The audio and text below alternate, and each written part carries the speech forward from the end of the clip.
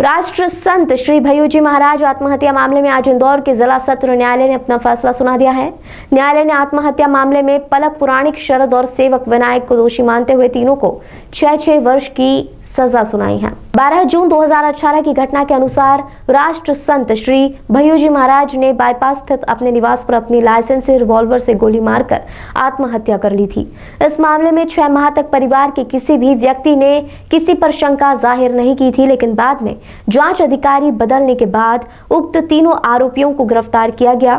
Court ने आज इस मामले में पलक पुराणिक, शरद विनायक को आरोपी माना। जिला सत्र न्यायालय की कोर्ट नंबर 48 में आज 3.5 साल बाद फैसला आया। न्यायाधीश धर्मेंद्र सोनी ने सजा सुनाई। सुप्रीम कोर्ट के निर्देशानुसार फास्ट ट्रैक में पूरे मामले की सुनवाई हुई थी। बाईपास स्थित राष्ट्रीय संत भय्यू महाराज ने खुद की लाइसेंसी रिवॉल्वर से खुद को गोली मारी थी। कोर्ट ने तीनों आरोपियों को धारा 120B, धारा 306 में दोषी माना। कोर्ट ने तीनों आरोपियों को 6-6 वर्ष का कारावास की सजा सुनाई है।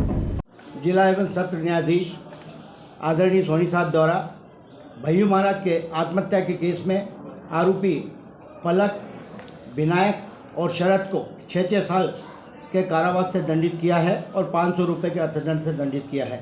इन तीनों लोगों ने भय्यू महाराज को इस तरीके से दुष्प्रेरित कर दिया था जिसके कारण उनके पास कोई दूसरा चारा नहीं था, इसलिए उनको आत्महत्या करनी पड़ी थी। ये लोग भय्यू महाराज को बहुत प्रताड़ित करते थे, उसके कारण ये घटना घटित हुई थी। माननीय अपर सत्र न्यायाधीश महोदय ने जो अभियोजन के द्वारा जो चालान पेश किया गया था और जो उनके द्वारा अपने चालान के समर्थन में साक्ष्य पेश किए गए थे, उसको विश्वसनीय मानते हुए इन तीनों आरोपीगण को 6-6 साल के कन्विक्शन से दंडित किया है। मैं विमल मिश्रा, लोक अभिषेक, जिला न्यायालय इंदौर। सर, भय्यू महाराज की मौत को जैसे नहीं, हाईकोर्ट जाने के लिए तो कोई भी स्वतंत्र है, हाईकोर्ट और जाते ही हैं, लेकिन वो फैसले से संतुष्ट नहीं है आरोप पक्ष को। वो संतुष्ट होंगे भी नहीं। किस तरह के तर्क रखे, कितने गवाह हुए? गवाह हुए इसमें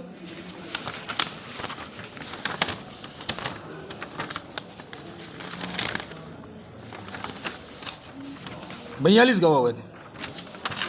सर, इस मामले में उनकी बेटी भी बयान के लिए पहुंची थी, उनकी वाइफ, दूसरी पत्नी भी आई थी और उस समय कोर्ट के समक्ष भी ये बातें आई थी कि उनकी आपसी कहीं बनती नहीं है या फिर उनके जो घरेलू झगड़े हैं वो भी कहीं ना कहीं एक आधार हो सकते हैं। तो इस तरीके की कोई बात आपकी ओर से रखी गई हो कि ये कोई तथ्य देखिए नहीं क्या है, या कोर्ट ने इस तरीके तथ्य को नहीं माना हो? देखिए हाँ, कोर्ट ने इस तथ्य को माना नहीं है। सामान्यतः दूसरी शादी से पहली पत्नी के बच्चे नाराज रहते हैं और ये एक स्वाभाविक प्रक्रिया जिसको भय्यू महाराज समझते थे कि ये बातें मुझे फेस करना पड़ेगी, तो ये आत्महत्या का कारण नहीं माना है कोर्ट ने। कुछ संपत्ति विवाद को लेकर भी बातें आई थी, कई सारी बातें। संपत्ति के संबंध में अगर विनायक के पक्ष में अगर लेख लिखा गया था और विनायक अगर उसके मन में चोर नहीं होता तो भागता नहीं और यहाँ कार्रवाई करता उसके हकों को प्राप्त करने के लिए। जो कानून की प्रक्रिया नहीं समझता है वो अपने पक्ष विरोधी हो जाता है। उसके द्वारा हमारे द्वारा उसको बताई गई बातें कि आपने कोर्ट में पुलिस को ऐसे स्टेटमेंट दिए, उसने एडमिट किया। आपका नाम बताइए। गजराज सिंह सोलंकी, अतिरिक्त शासकीय अधिवक्ता।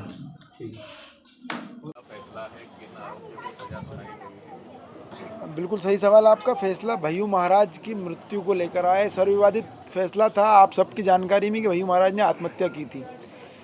आत्महत्या के 6 महीने तक किसी भी परिवारजन ने, किसी भी व्यक्ति ने, पत्नी ने, बेटी ने, बहनों ने किसी भी व्यक्ति पर कोई शंका जाहिर नहीं की थी।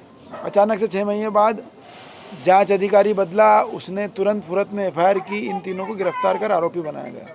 अभियोजन ने यह मामला बनाया था कि पलक, शरद और विनायक भय्यू महाराज को ब्लैकमेल करते थे, उन्हें दवाइयाँ, गोलियाँ देते थे, जिससे उनकी मनस्थिति बिगड़ी और उन्होंने आत्महत्या कर ली।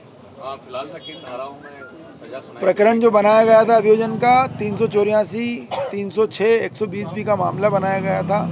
न्यायालय ने 32 अभियोजन के गवाह, 3 हम लोगों के गवाह, सबका एनालिसिस करने के बाद अभी तीनों आरोपी को दोषी पाया है और उन्हें 6-6 साल का कारावास सुनाया है। आरोपी कौन कौन बनाए? शरद, पलक और विनायक 3 आरोपी थे, तीनों को सजा सुनाई गई है। तो इसमें अगला क्या कदम रहेगा आपका? मेरी नज़र में और एक आम जो भय्यू महाराज के भक्त थे उनकी नज़र में, खुद भय्यू महाराज की नज़र में, महाराज ने मरने के पहले एक सुसाइड नोट लिखा था जो गैर विवादित इसलिए भी कि हस्तलिपि विशेषज्ञ की जांच रिकॉर्ड पर आई थी। उस सुसाइड नोट में उन्होंने लिखा था कि मुझे विनायक पर ट्रस्ट है, मुझे विनायक पर भरोसा है और मैं किसी भी व्यक्ति के दबाव में नहीं हूँ। ये स्पष्ट शब्द उन्होंने अपने मरने के पहले सुसाइड नोट में लिखे थे। उस सुसाइड नोट को, बाकी रिकॉर्ड पर आए बयानों को न्यायालय ने नज़रअंदाज कर दिया है और सत्र न्यायालय धर्मेंद्र सोनी साहब के न्यायालय से तीनों को सज़ा दी गई है। परंतु मैं व्यक्तिगत रूप से इस सज़ा से सहमत नहीं हूँ।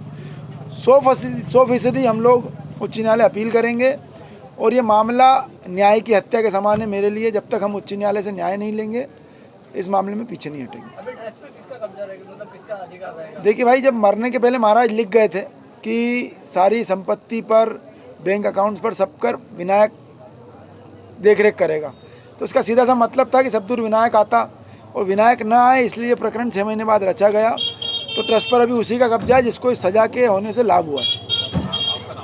धर्मेंद्र गुर्जर एडवोकेट। शरद की ओर से विनायक की ओर से आशीष चौरे जी थे। कितने बयान दर्ज हुए? बताओ।